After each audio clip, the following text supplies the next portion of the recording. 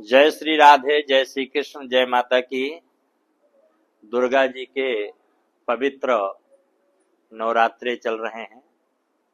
सभी लोग व्रत रखे हुए हैं।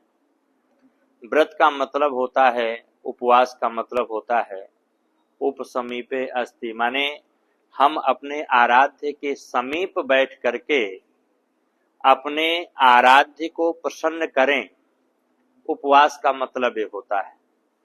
और जब हमारा आराध्य प्रसन्न हो जाता है तो फिर हम उसको कामना हमको बताने की आवश्यकता नहीं पड़ती, क्योंकि हृदय से तिष्ठति चार्जुनः अणोरणीयां महतो महीयान। छोटे से छोटे, बड़े से बड़े जीव के हृदय में परमात्मा का निवास है। तो जब परमात्मा हमारे हृदय में बैठा है तो उसको पता है कि मेरे भक्त को क्या चाहिए। बाकी बहुत से दुर्गा सप्तशती में मंत्र हैं, तो उन मंत्रों का आधार लेकर के हम अनुष्ठान कर सकते हैं, जो कि हम पहले बता चुके हैं। देहि सौभाग्यम आरोग्यम देहि में परमम सुखम रूपम देहि जयम देहि यशो देहि दसो जहि। सबसे विशिष्ट, सबसे बढ़िया मंत्र है। इसमें सब चीजों का समावेश है, स्त्री के लिए भी, पुरुष के लिए भी, लड़की के लिए भी, लड़का के लिए भी। इसमें सब चीजों का समावेश है।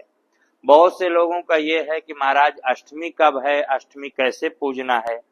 तो इस बार एक नवरात्रा बढ़ा हुआ है, तीसरा नवरात्रा बढ़ा हुआ है, और अष्टमी अपनी 30 तारीख की पड़ेगी, 30 सितंबर की। तो 30 सितंबर को निर्विवाद रूप से अष्टमी करें। जो व्यक्ति नवमी करना चाहते हैं, 1 अक्टूबर को नवमी है, तो 1 अक्टूबर को अपना नवमी का पूजन करें। दशहरा 2 अक्टूबर को है, तो इसमें कोई कंफ्यूजन या किसी प्रकार का विवाद नहीं है। इसके बावजूद भी अगर नहीं किसी को समझ में आ रहा तो ये वीडियो समझ लें।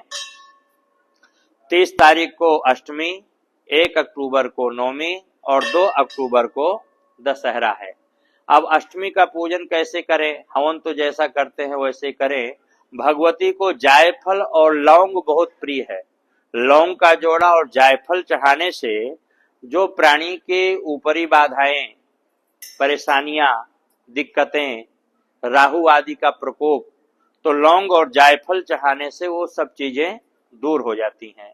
अष्टमी के दिन 1 साल से लेकर के और 9 साल की लड़कियों का पूजन करना चाहिए।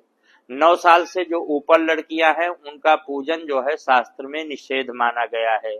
तो 1 साल से लेकर के 9 साल की लड़की का आप पूजन करें, उनके चरण धोएं, माला पहनाएं, उनको चुन्नी और माला तथा कुछ गिफ्ट और जो वह भोजन कर सकें वह उनको प्रदान करें और उनसे आशीर्वाद लें। ऐसा करने से जो है माँ भगवती प्रसन्न होती है और उस प्राणी की मनोकामना सिद्ध होती है, इसमें कोई दो राय नहीं है। तो अष्टमी का जो विशेष रूप से बहुत से लोगों को कंफ्यूजन था, तो अष्टमी 30 तारीख के है। धन्यवाद।